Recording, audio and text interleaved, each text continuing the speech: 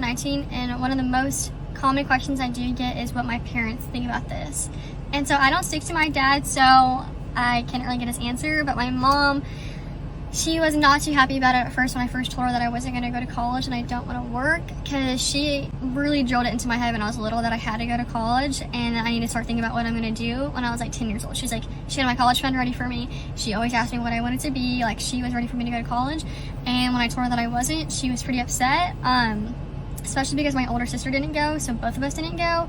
So I think that made her even more upset. But she's definitely came around to it now that it's been a year since I haven't worked.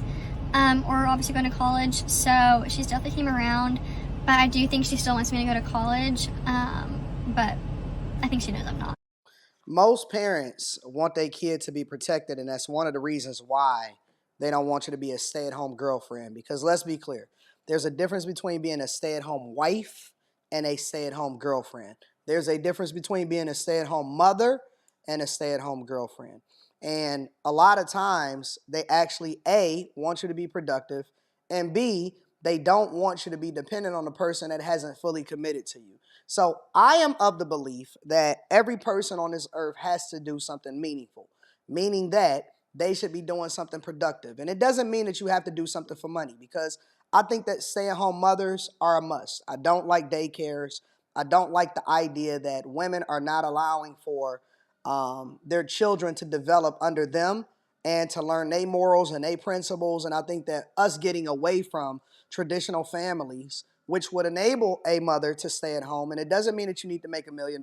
You just need to lower your lifestyle to whatever it is that y'all income is, and then the man should be productive himself, and so y'all can build together, right? If y'all work together, especially if y'all had children, and that's dope. But I think that the whole stay-at-home wife, stay-at-home mother thing, or I'm sorry, stay-at-home girlfriend thing is a little bit weird, because you're not actually operating based off of probably what your father and your mother wanted you to do. So they probably wanted you to, you know what I'm saying, be a wife. They probably want you to be married. But when you're talking about the stay-at-home girlfriend, first thing I think of, oh, so you giving up the box, and you doing it a certain way because you basically with somebody based off of their money and their resources, and not based off of the fact that you actually care for them or y'all equally yoked, right? And I understand, hey, everybody don't want to go to college, so you fumbled the you know, the loan, not the loan, the college fund and all of that. That's wild.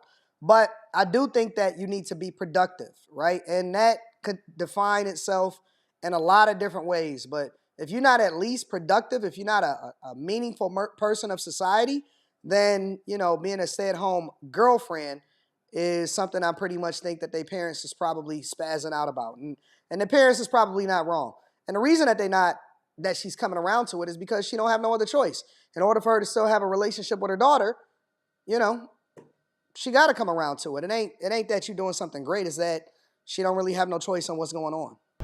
I personally think the best thing you can do in life is be a stay-at-home wife. Hear me out. I've been in nursing school for the past 2 years and I just graduated. I feel like the weight of the world is just lifted off my shoulders. I have no stress, no responsibility. I mean, like, yeah, kind of. Just got back from a month vacation because I didn't have to worry about work. Today I woke up, I went on a walk, played with my dog, worked out. I picked up some groceries, got a car wash, filled the gas. Ben's at work and he's coaching football after work, and so he needed to make dinner while he's gone, have it ready for him when he comes back. I was so stressed about dinner every single night when I was in nursing school because I was like, this is the last thing that I want to do. Now I'm like, I'm chill, I'm cool, I can do whatever I want. Like, not having kids, like, I know I'll have kids eventually, but like, to be able to have time to yourself to not have kids. If you're a stay-at-home mom, the husband will go to work and have time away from the kids and, like, you know, be able to like chill. You can't do that as a stay-at-home mom.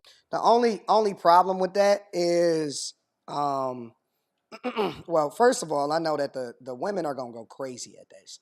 The feminists, the anti-trad wife, the crazies, the ones that fumbled it and didn't do it the right way, and so they gave up their life in order to be frumpy and chase the bag, and they still in debt, and they still owe the federal government $100,000 for student loans. They're gonna be pissed at this. They don't like this talk. Bad girl. But the only thing about this is that this only works if you truly embrace it. There's so many women that act like, oh my God, I can't believe it, I'm a stay-at-home mother, and I want him to be focused on the kids and taking on half the work. This only works if you play your role to a T. Trust me. And as a person that has been locked in for over 22 years as far as